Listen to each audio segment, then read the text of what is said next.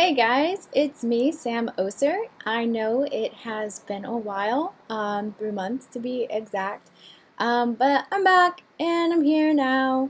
So the reason I'm here is, well, one, Jordan is on vacation, on a much needed vacation, because it's largely been him and Jen doing a lot of the live videos.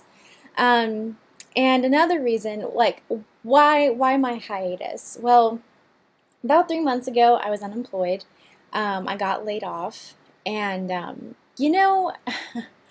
I came to figure out that without a structure, my depression gets worse.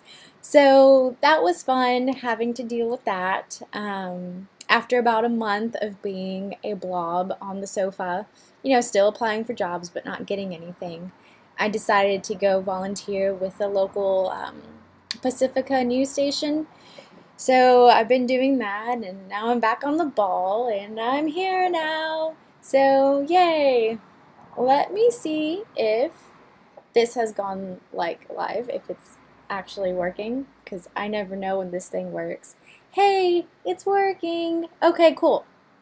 So because I'm not Jordan, I don't know if I'll actually have people in the chat, and that's okay. So we're going to dive straight into what's going on. So the first thing I really want to talk about is an ex-Clinton consultant is a spokesperson for the Children Detention Center, for a Southwest Key Children Detention Center. So that's the first thing we're going to talk about. I'm going to take you over here. Excuse the trippiness. Oh, wrong one. And we're over here. Okay, so I wrote this at 90.1 kpft, but ex-Clinton consultant is spokesperson for Houston's Children Detention Center. Now, I put Houston, but it's, Southwest Key. He is the spokesperson for this group.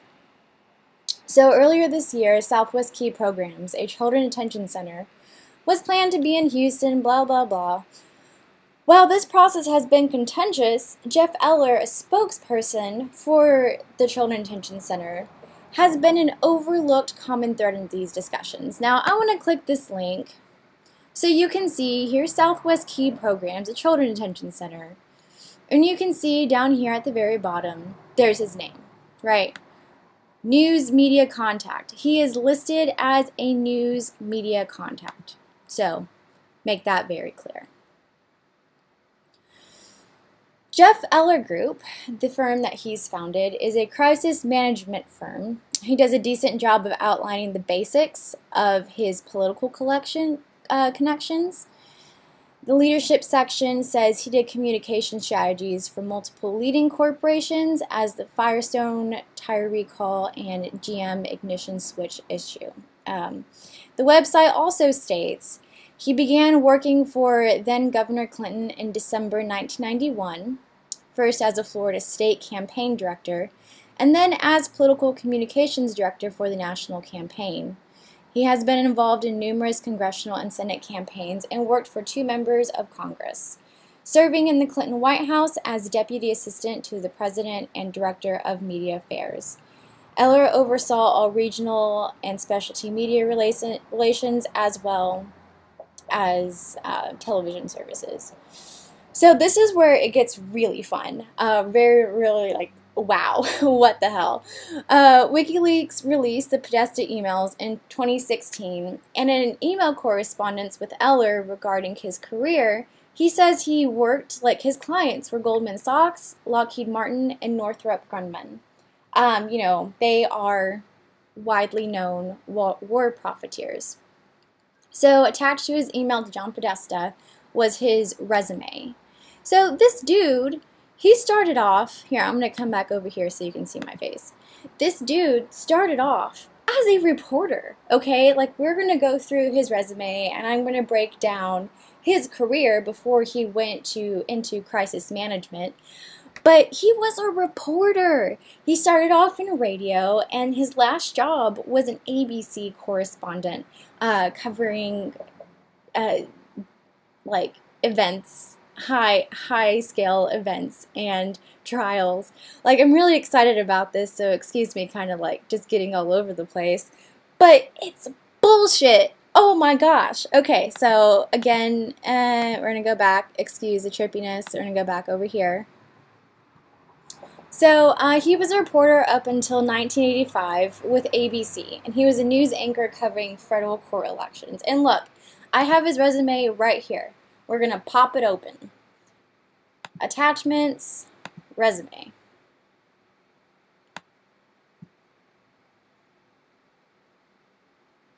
We're going to go to his last, see, reporter anchor for ABC affiliate. This was in 1985. And then that's when he launched himself into congressional stuff. So the congressman that he talks about in his leadership section of his website was Bill, I guess, Bonner, all these other ones. Now this one is very interesting. Panama presidential election for Panama City in 1989. So that one we really need to just straight up talk about. So 1989, Eller was part of international outreach for the coalition running against Manuel Noriega in the Panama presidential election after the United States had invaded Panama. Noriega was painted by the U.S. corporate media as a drug trafficking dictator in Panama. However, up until the end of the Cold War, Noriega was on the CIA's payroll. Eller was hired as a consultant for Guillermo and Endara against Manuel Noriega. Hired by whom, that bit's unclear. I'm assuming the government did it. But if you want to learn more about Panama, this is a good site. A good interview that Democracy Now! Did, and it really outlines what happened in Panama. So he was hired as a consultant, so of course he was, right? But of course, during the 1990s, he worked with the Clinton administration, and he got more involved with the crisis management side of PR. He developed Public Strategies Inc. Crisis and Litigation Practice, and in 2014 he founded the Jeff Eller Group. Eller was also a donor and former board member of the Texas Tribune. So because this guy is very much clearly in the political establishment, particularly doing crisis management. He did crisis management, as we saw in the article, for Goldman Sachs, Lockheed Martin, Firestone, Northrop Grumman, the GM ignition issue. It was only a matter of time, in my opinion, that he was going to do crisis management for a children detention center, Southwest Key. So this is something I found while doing work in Houston. For those of you who don't know, I am actually a journalist. I do a lot of Houston-specific work. That's why you see 90.1 KPFT. That's a local news station that I've been reporting with. But I saw his name, and it's like, wow, this is a much bigger issue than just Houston. And you know what? It gets even better. So I'm going to take you back to my trippy ass desktop, and we're going to go over here. Worker charged with sexually molesting 8 children at immigrant shelter. Right? So this was in August, and this was about Southwest Key. So I'm just going to do, just Control F Jeff real quick. So in response to questions from ProPublica, Jeff Eller, a spokesman for Southwest Key, wrote in an email he was unable to comment on specific cases. When he asked how the alleged actions could have escaped detection for 11 months, Eller didn't answer the question, but said any employee accused of abuse is immediately suspended and law enforcement called. This is what we did in this case. Eller said the allegations were also reported, blah, blah, blah. In a response to about how the company could assure the public that children are safe in its facilities, Eller wrote, "We find the premise of your question dishonorable." Okay, I'm going to repeat that. In response to a question about how the company could assure the public that the children are safe in its facilities, Eller wrote, "We find the premise of your question dishonorable." So I really need to break that down for a second. I really find the premise of your question dishonorable. Okay, that is called gaslighting, right? So I don't know if you follow the corporate media or any of the corporate goons as much as probably Jordan does. But this is a classic sort of tactic, is just putting it back onto the person. It's like, what you just said was dishonorable. Bitch, what was dishonorable was that you're excusing this molester to begin with. Like, how are you the spokesperson of a children detention center, number one, and two, how are you like even considering that it's dishonorable on the reporter's part for asking how he's going to assure the public this won't happen again? Okay, so I'm still going to talk about this guy because I got one more juicy little thing for you. This guy was on the board for the Texas Tribune. Texas Tribune is actually one of my favorite publications in Texas. I tend to think they do a good job of actually reporting the truth. I know that seems counterintuitive considering this guy was on the board, but they do write an article about it addressing the hypocrisy of having a dude like that on the board while trying to write for truth and justice. So while this guy was on the board, Jeff Eller, this ex-Clinton consultant, not even ex-Clinton consultant, ex-Clinton administration. This guy was an administrator person for the Clintons while they were in the White House, more specifically facilitating communications. So, while he was on the board during the 2016 primaries, came across something really interesting. So we're going to go back to my TripYOS desktop, and we're going to go over here. So this right here, The Sanders Family Quid Pro Quo and the GOP Machine by J. Eller, The Polluted Political Trail to Sierra Blanca. Right, so this talks about the Texas-Vermont-Maine Nuclear Waste Compact. This was a big thing that Sanders did 20 years ago that I think was questionable. That's one of the more questionable things Sanders did that I don't agree with. So he wrote this, fast facts, and then, ooh, look over here. Bernie Sanders' nuclear waste votes divide Texas activists. And you go through, and it has a lot of the same talking points. So the fast facts that are found in here can be found in here. My favorite thing about this article, or this PDF, was, hold on. First of all, it's 30 pages, okay? So Jeff Eller, like, really went into this. But my favorite thing is at the bottom of this. More to come. Please stay tuned, engaged. Meanwhile, be sure to check out Vetting Bernie on Twitter, controlled by the people. Why does he have that in quotes? It's just weird. So, but at any rate, I found this little jewel about the Sierra pro quo, and unfortunately I could not find a date on this. I mean, there's a hunger strike thing, but I didn't find a date when this particular piece was released. See, Bernie's sweet tooth. Like, I just, ugh. So it's like, how was it that a lot of this same verbiage is also found over here in 2016 when he was on the board of the Texas Tribune? So, okay, I'm going to go over to the chat real quick to see if anyone's chimed in. I have not been looking at the chat. I've just been talking and rambling and talking. And while I'm talking and rambling and talking, you should do the GoFundMe. Let me go get that GoFundMe link for you real quick. Where did I put it? Here you go. That'd be nice. Let's see. Oh, hey, Squirrel Lips. Thank you for the super chat. I missed it, but thank you. Let's see. Ask children detention centers when they get leased. Run.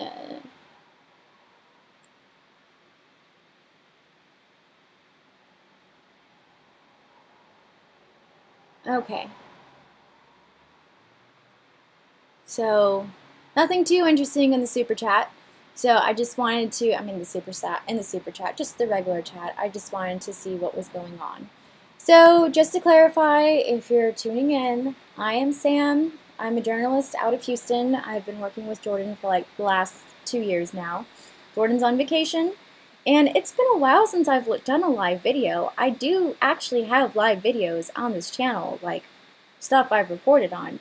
I just haven't been around in a while because of like personal life stuff I went into earlier.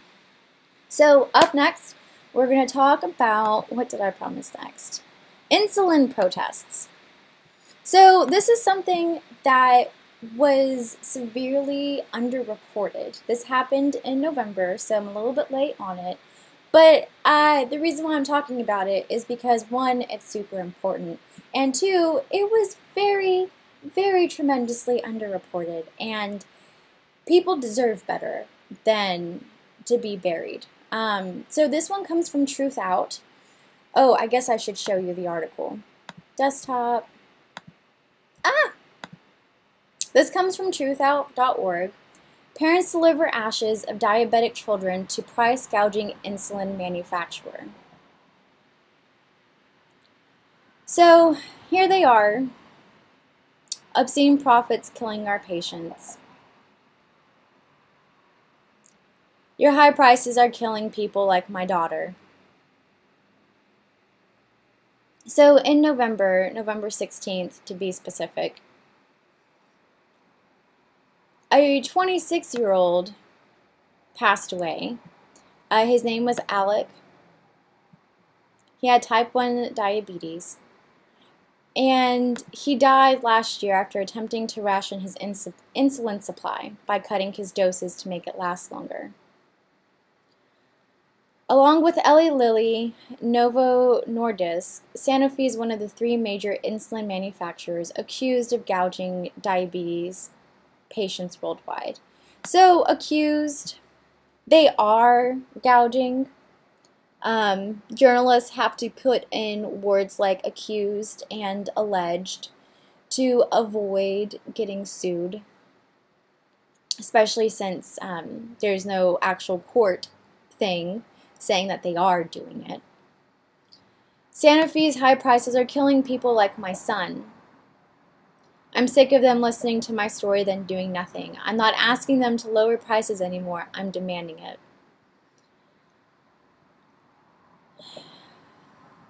The parents were flanked by dozens of local diabetes patients, doctors, nurses, and students affiliated with Right Care Alliance, a grassroots group fighting for a healthcare system that puts people over profits. The Democratic Socialists of American and Physician for National Health program also organized the action.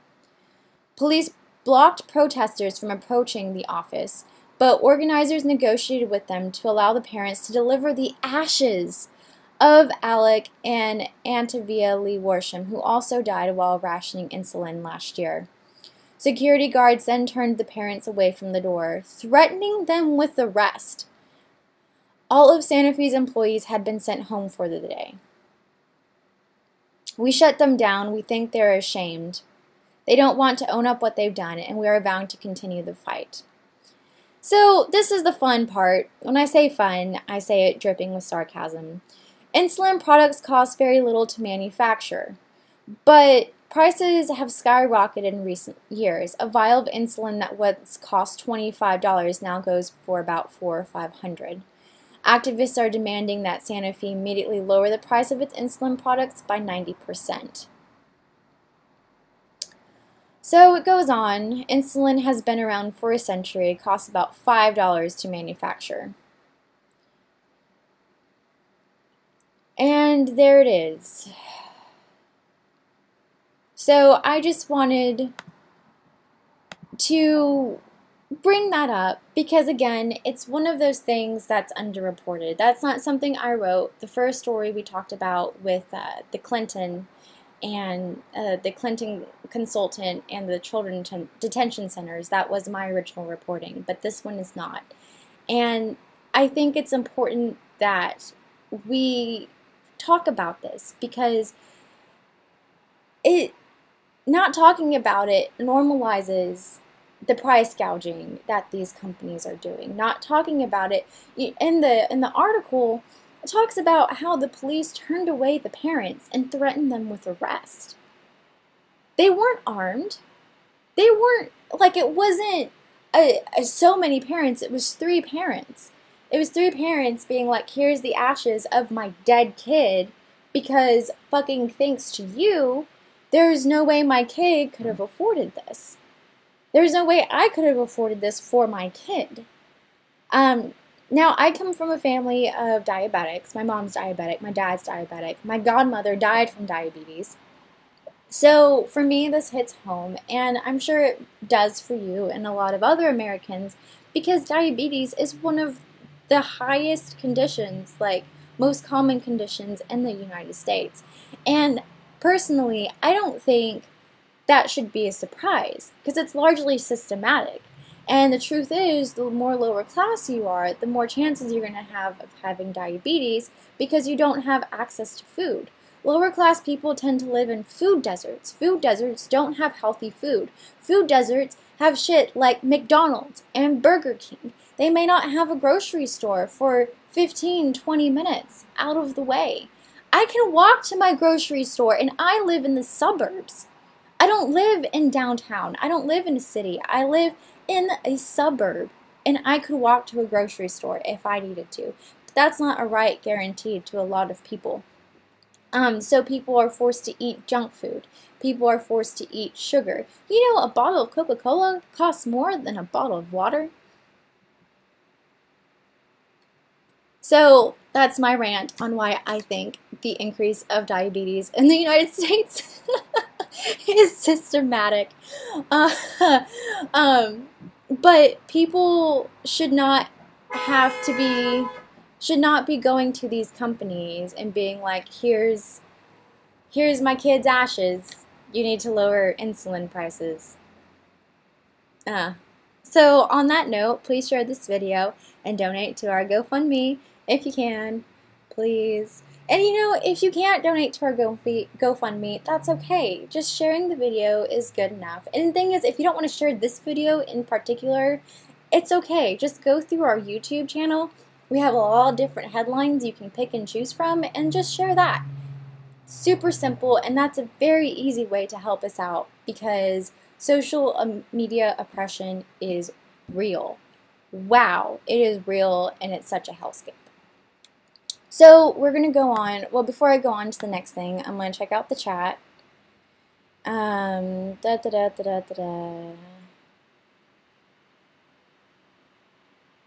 Here, Sam. Tweet your stuff. Hi, yes. So I do tweet. I do Facebook. My handle is @SamTheMullet. So business in the front, party in the back. Mullet, lame, I know. I usually have purple hair, but since I've been unemployed, I haven't been able to like color my hair. My bangs are long and I'm just a mess. But I'm getting a job soon, so I'll add the purple back. But anyway, my handle is @SamTheMullet. That's the same for Facebook, that's the same for Instagram, that's the same for Twitter. So yes. History of the world, wars, politics. It's a sad and common thing to find out people are rationing their prescriptions because they can't afford it. Insulin is insanely expensive. Elderly people do it too with their blood pressure meds. That was from Victoria Thomas, and that, yeah, I've seen my grandmother do that. It's wrong. It's not okay.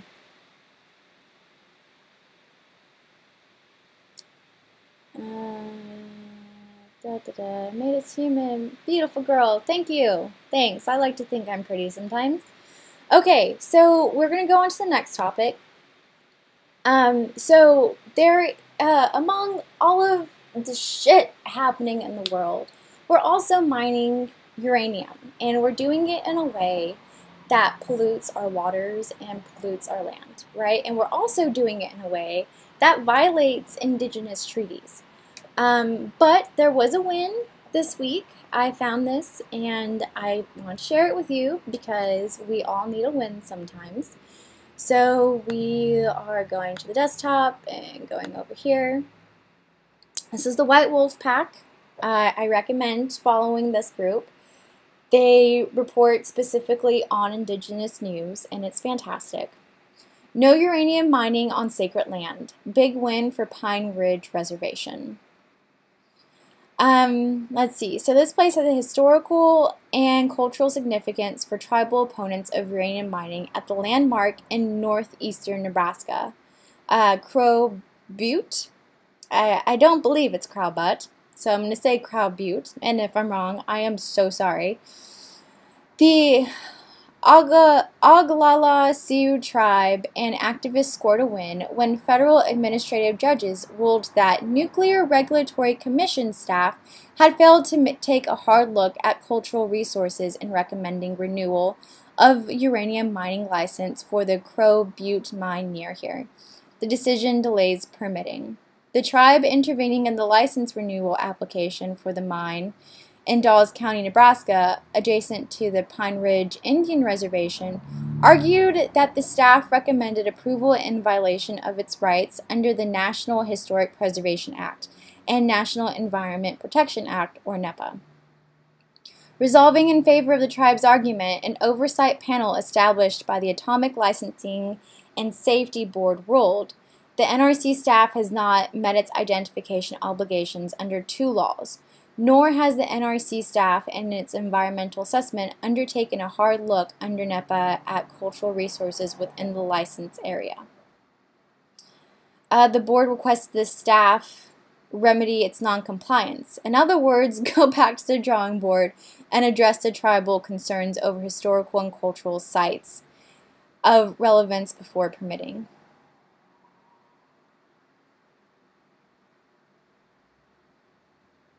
So Nancy Kyle, an Oglala activist in the Sisterhood to Protect Sacred Water, which is based in the mining-impacted town of Crawford, Nebraska, said the ruling is a case of the oversight panel making government personnel follow the rules they should have initially.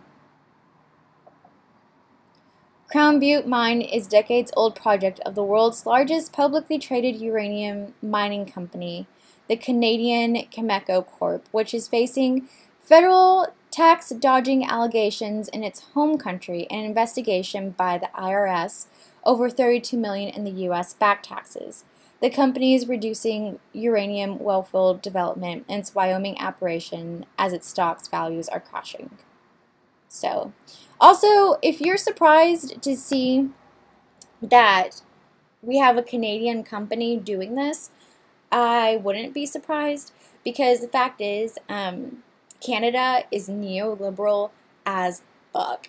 Like, Trudeau, he is such a neoliberal shill. He is like Obama incarnate, only kind of worse. Because, like, he's just so cool, but he lets all of this mining and oil, the Kinder Morgans, the United States Kinder Morgans, are currently in Canada messing with Indigenous lands up there, and the Canadian government isn't doing anything about it. So a lot of the things we do down here, we also do in Canada. In Canada, they put their companies down here, and we just kind of like sit back and let international corporations just mess in each other's countries, and it's fine because they're all systematically connected under global capitalism. So, but anyway, that's a real win for the Indigenous tribe. The Indigenous tribe, they got the folks to go back to the drawing board and to reconsider the Oglala's tribes, what they want, what they need as far as their cultural stuff goes. Now, I am going to follow up on it because, as you've seen in some of Jordan's reporting, is that just because we have a win does not mean that the corporation isn't going to continue on. We saw that with the Keystone Pipeline. We saw that in Louisiana. They didn't even have permission to be on the private property. They didn't even have the permits, and they were still pushing through and putting that permit on. I mean, putting that pipeline in. But that is a win, and I just want to remind everyone, since we're talking about Indigenous groups, that Indigenous women are missing. These pipelines are also dangerous to reservations and Indigenous women, because anytime there's a pipeline construction goes up, or mining, or anything of the sort, there are these things called man camps, and they're exactly what they sound like. A man camp is a group of men camping out near the pipeline, near the mine, and they go into the reservation and they literally steal women and rape them, and they go missing.